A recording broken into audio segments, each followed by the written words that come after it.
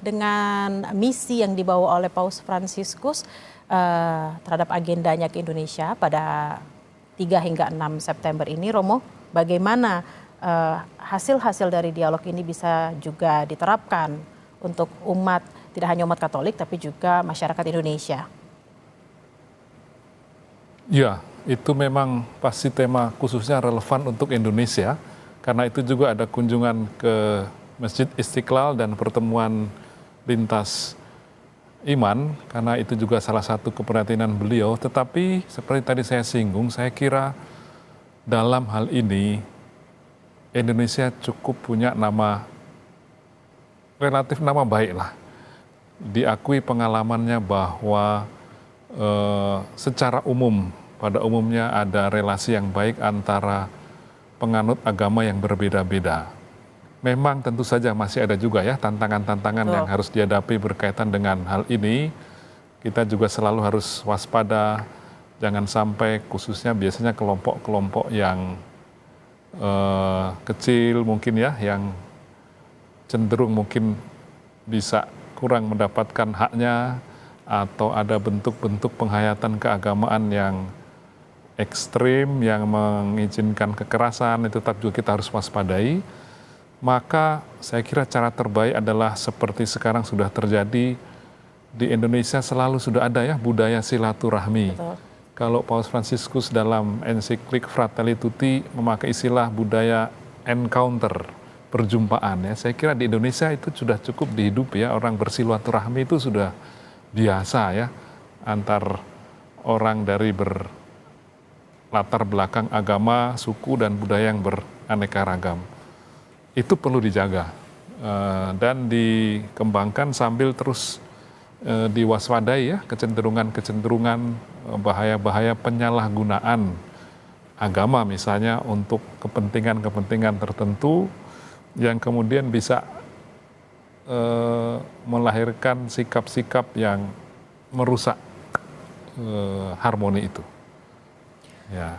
Romo, kalau tadi kita lihat kedatangan Paus Fransiskus, Paus memilih untuk menggunakan mobil yang sangat sederhana, juga penggunaan pesawat yang juga sangat sederhana, bukan pesawat-pesawat khusus gitu ya Romo ya. Apa yang bisa kita lihat dari sini Romo? Apa yang membedakan dengan kepemimpinan pada paus-paus sebelumnya?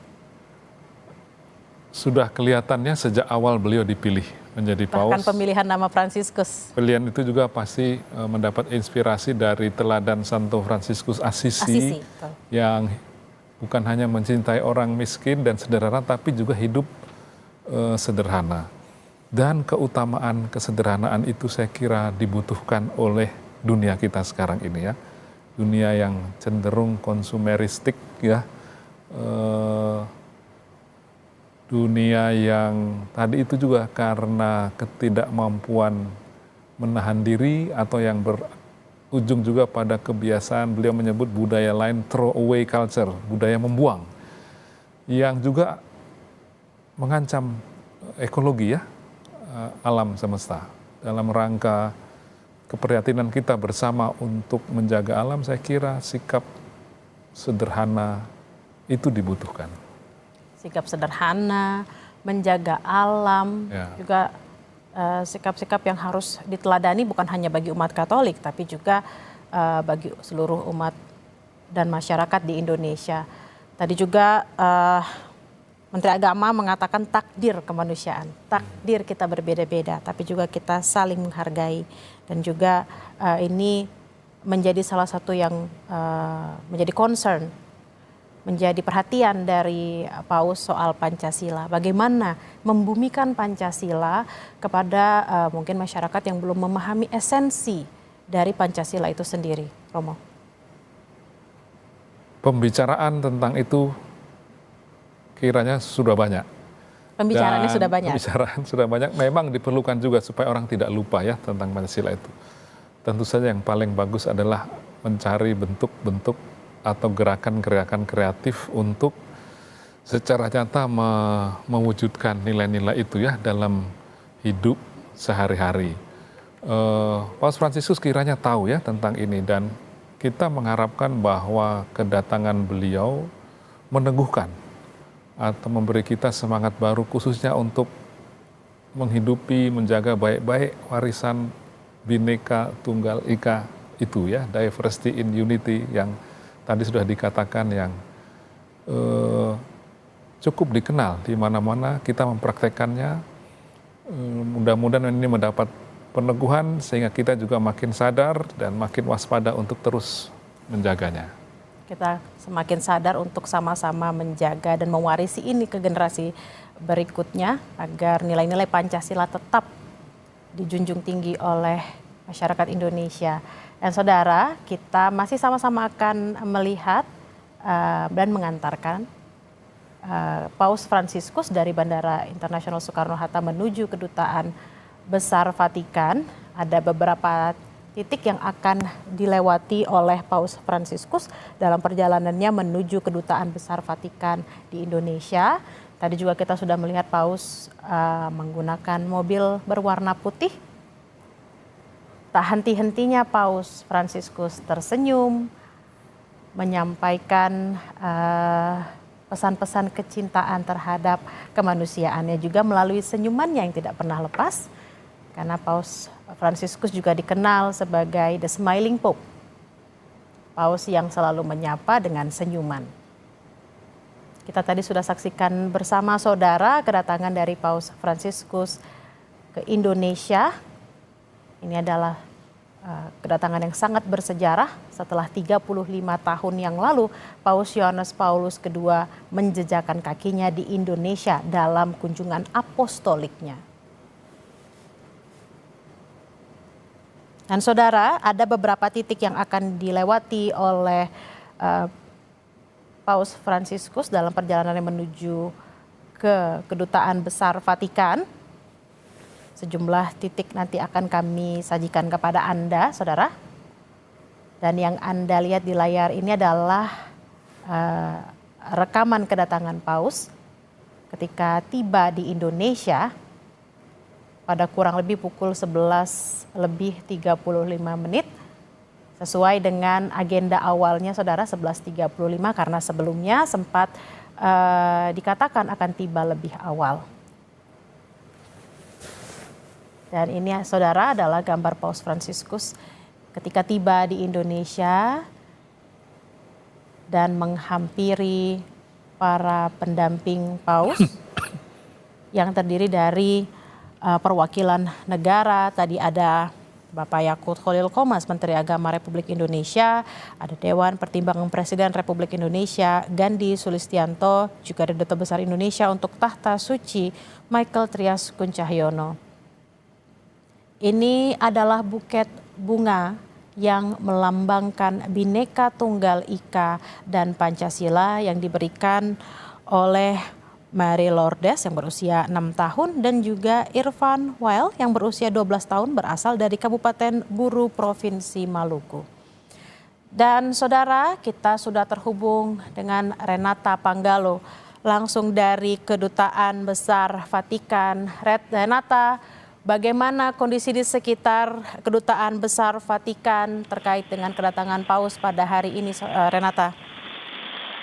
Ya, Bella, situasinya nampak kami menyaksikan beberapa meter dari gedung Kedutaan Besar Tahta Suci Vatikan, gerbang sudah dibuka.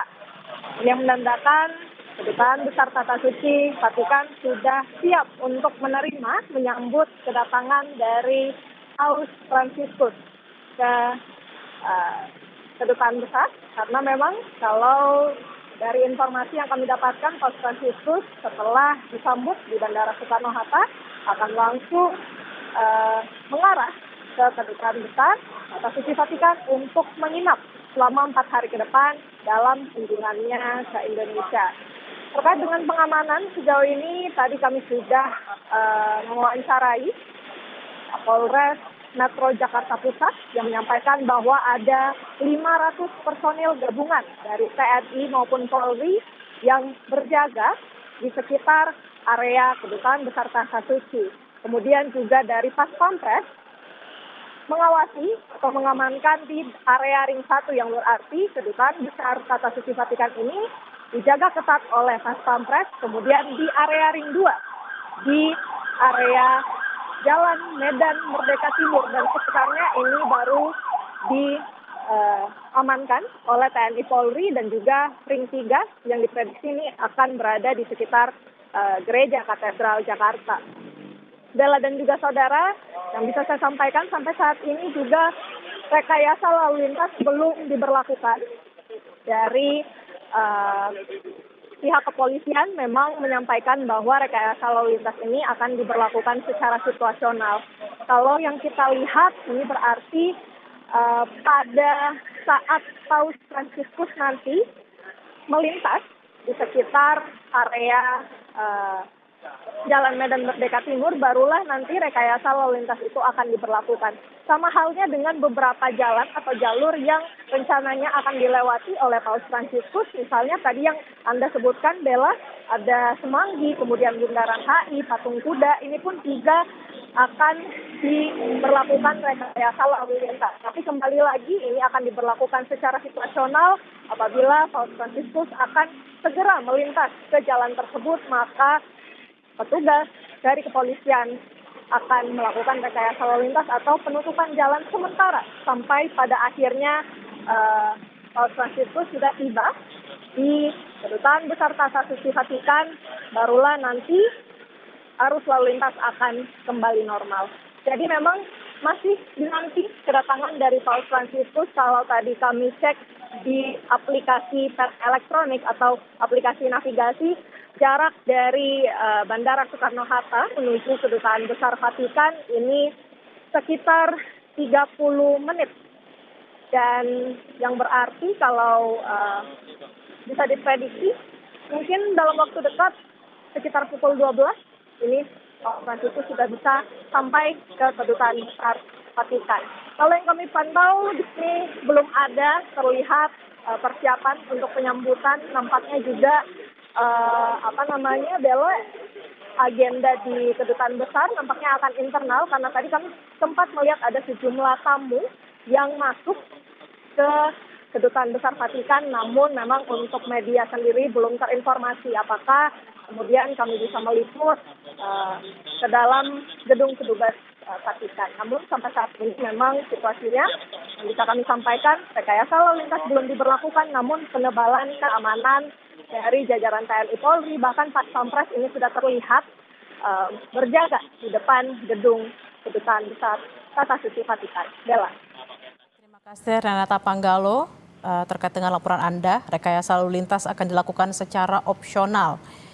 Juga ada 500 personel gabungan yang disiagakan untuk mengamankan Tahta Suci Vatikan. Terima kasih Renata Panggalo langsung dari Kedutaan Besar Vatikan. Dan saudara, baru saja Anda melihat rombongan Paus Fransiskus sudah melewati DPR dan keluar Semanggi menuju JPO Sudirman untuk kemudian tiba di Kedutaan Vatikan. Yang Anda lihat di layar kaca Anda saat ini, saudara, beberapa titik tempat jurnalis Kompas TV melaporkan pergerakan Paus Fransiskus dari Bandara Soekarno-Hatta menuju ke Kedutaan Besar Vatikan. Tadi jurnalis Kompas TV Renata Panggalo sempat mengatakan estimasi perjalanan dari Bandara Soekarno-Hatta menuju Kedutaan Besar Vatikan kurang lebih 30 menit. Romo, tadi kita lihat kembali mobil yang dikendarai oleh Paus Fransiskus sangat sederhana. Mobilnya sangat sederhana, kemudian juga apa yang dikenakan Paus juga sangat sederhana, sama seperti ketika ia pertama kali terpilih menjadi Paus Fransiskus. Lagi-lagi Romo, bagaimana kita meneladani kesederhanaan Paus agar bisa menjadi umat dan masyarakat yang juga ikut sederhana dalam keseharian kita? Ya, saya mendengar juga bahwa untuk mobil yang akan dipakai untuk keliling di Gelora Bung Karno itu juga beliau inginkan yang terbuka. Betul. Sehingga dekat dengan bisa melihat langsung umat ya yang dia dekati ya. Ya, mungkin kalau melihat pengalaman beliau juga kesederhanaan itu dihayati dalam hal bahwa dia dekat dengan umatnya. Jadi dia dan juga menyerukan dalam sejumlah surat-suratnya supaya imam, uskup dan pemimpin-pemimpin itu betul-betul dekat dengan umatnya yang beliau praktekkan juga sejak menjadi uskup di Argentina, di Buenos Aires di Argentina dulu. Beliau dikabarkan juga masak sendiri, sering pakai kendaraan umum. Dengan demikian jarak dengan umat dan masyarakat yang sederhana itu tidak terlalu jauh. Mungkin kalau orang hidup dekat dengan masyarakat yang sederhana, di sana juga bisa belajar tentang kesederhanaan itu secara lebih konkret begitu ya, dan menjadi selalu diingatkan pada nilai-nilai yang terkandung dalam hidup sederhana tersebut. Nah, kita saksikan bersama Romo dan juga saudara, rombongan Paus Fransiskus sudah melewati Sudirman untuk menuju ke Kedutaan Besar Vatikan. Tampak iring-iringannya sangat panjang karena pemerintah Indonesia menjamin keselamatan Paus Fransiskus selama kedatangannya di Indonesia. Nah, saudara, Anda bisa menyaksikan secara bersama-sama di layar kaca Anda mobil yang membawa Paus Fransiskus dan rombongan juga baru saja lewat dari Bandara Soekarno-Hatta menuju ke Kedutaan Besar Vatikan, sudah melalui Jalan Jenderal Sudirman.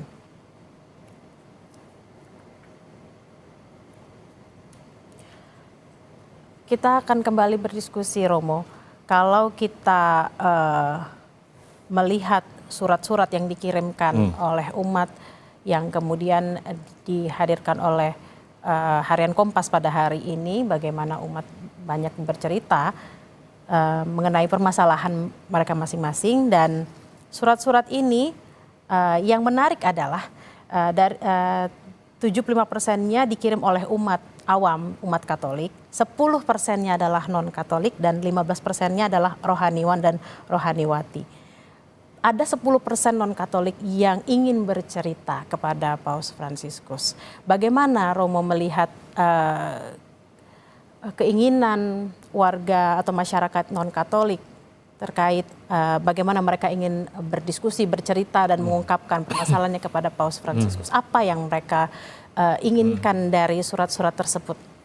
Saya kira itu menunjuk pada bagian ketiga dari tema kunjungan ke Indonesia itu ya, compassion, bela rasa. Ya. Jadi saya kira surat-surat itu sejauh sedikit saya lihat tentang ya keluhan ya tentang hidup, kesulitan-kesulitan yang dihadapi dalam hidup yang konkret sehari-hari, bahwa itu juga disampaikan oleh orang dari penganut agama lain, menunjukkan ya bahwa yang namanya compassion itu, bela rasa itu ya lintas agama itu ya, melewati batas-batas agama, suku, budaya, tapi sebuah nilai yang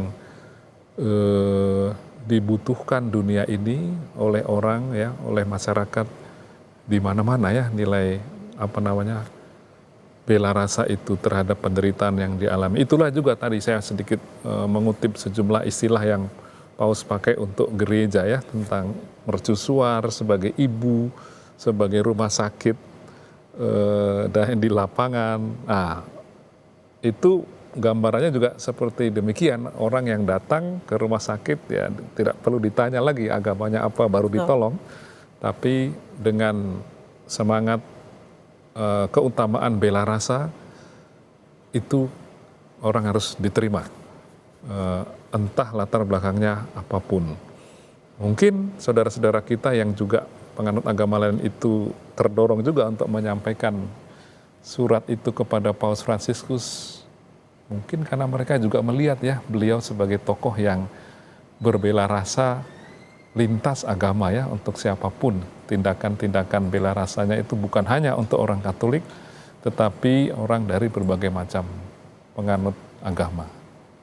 Bagaimana sosok Paus Fransiskus menjadi salah satu tokoh yang sangat cinta damai, sisi kemanusiaannya juga sangat tinggi, sehingga masyarakat juga berlomba-lomba ingin bertemu, ingin bagaimana menceritakan apa keluh kesahnya dan bagaimana bisa mendapatkan juga berkat rahmat yang diberikan oleh Paus Fransiskus.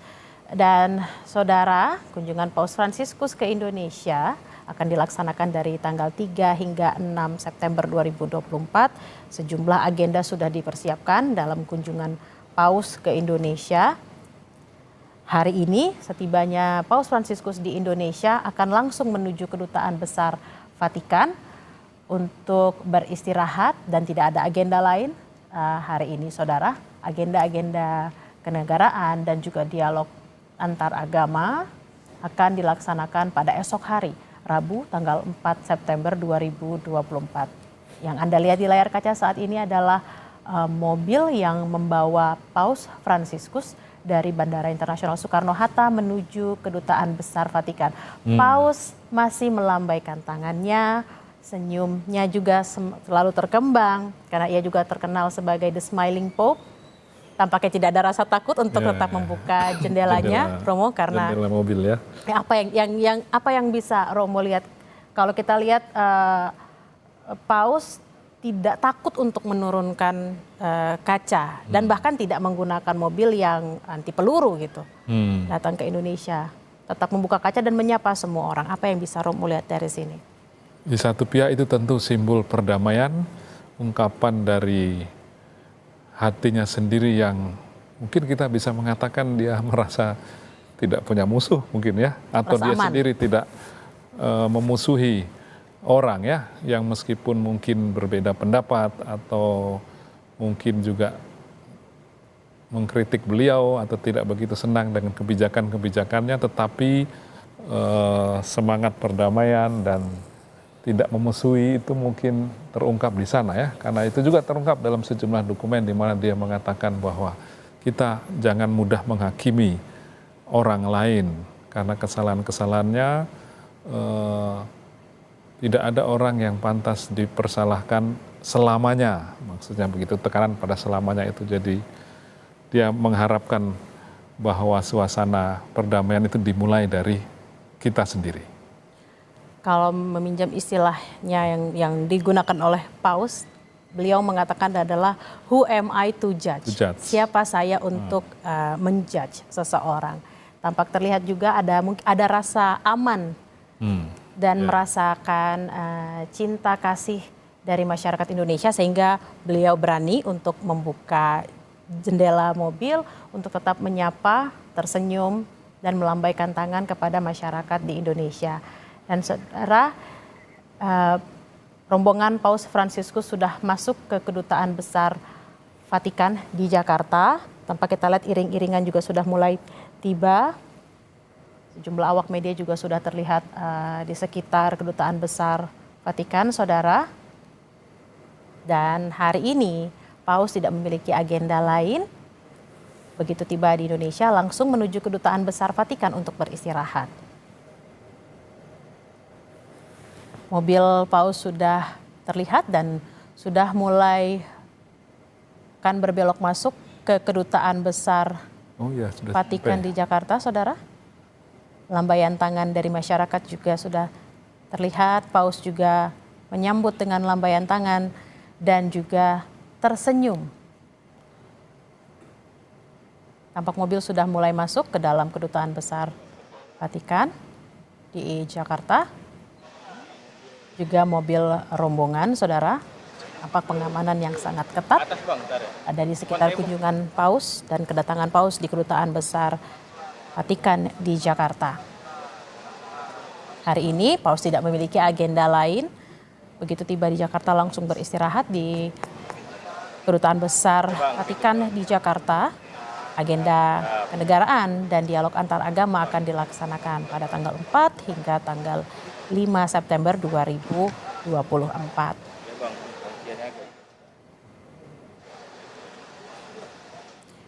Tampaknya memang kalau kita lihat perjalanan yang jauh, juga usia yang tak lagi muda, tidak mematahkan semangat Paus untuk tetap menyapa umatnya dan juga masyarakat Indonesia. Bagaimana Romo melihat ini? Itu juga luar biasa ya, kita harus bersyukur bahwa beliau dengan usia hampir 88 tahun, Desember nanti masih mempunyai energi dan terutama saya kira semangat ya, karena dia ingin dekat dengan umatnya yang jauh. Kita ini jauh, negara dengan jumlah umat Katolik yang secara persentase kecil, Minoritas gitu ya. minoritas ya, tapi beliau mau mengambil resiko dan berani untuk memutuskan pergi dan mengunjungi ya. Saya kira itu mengungkapkan juga semangat sebagai gembala yang ingin dekat dengan umatnya. Bagaimana minoritas di negara yang sebagian besar beragama Islam, kita mendapatkan kesempatan untuk didatangi oleh Paus Fransiskus pada agenda pertama kunjungan Paus ke Asia Oseania. Apa yang bisa kita pelajari dari kunjungan ini, Romo? Satu, saya kira dia ingin meneguhkan umatnya sendiri yang meskipun kelompoknya tidak besar, agar tetap setia dan pada imannya dan memberi kesaksian. Tapi juga saya kira pengakuan bagi Indonesia dari sudut bahwa kebebasan beragama, hubungan satu sama lain, bahwa agama khususnya agama Muslim yang ada di sini yang merupakan mayoritas adalah sebagian besar kelompok yang katakanlah moderat. Nah, saya kira itu beliau juga ingin memberi apresiasi. Jangan lupa bahwa beliau pernah bersama-sama dengan imam besar Al-Azhar di Abu Dhabi tahun 2019 bersama-sama menandatangani sebuah dokumen tentang persaudaraan ya, Human Fraternity, Imam Ahmed Al-Tayyab, dan dokumen itu punya gema yang cukup luas juga di Indonesia, juga di kalangan saudara-saudara yang bukan Katolik, di saudara-saudara Muslim di NU, di Muhammadiyah. Sejauh saya sedikit mengikuti kelompok-kelompok itu, mereka sangat terinspirasi dan membuat gerakan-gerakan, aksi-aksi tindakan yang konkret untuk mewujudkan apa yang ditulis dalam dokumen tentang Human Fraternity atau persaudaraan itu yang ditandatangani oleh Paus Fransiskus bersama Imam Besar Al-Azhar. Ya, Ahmad Al-Tayyib di Abu Dhabi. Ahmad Al-Tayyib di Abu Dhabi. Pada tahun 2019. Itu, dokumen yang juga sangat penting dan sekali lagi itu sangat dihargai juga oleh orang-orang dari penganut agama yang lain juga yang di Indonesia.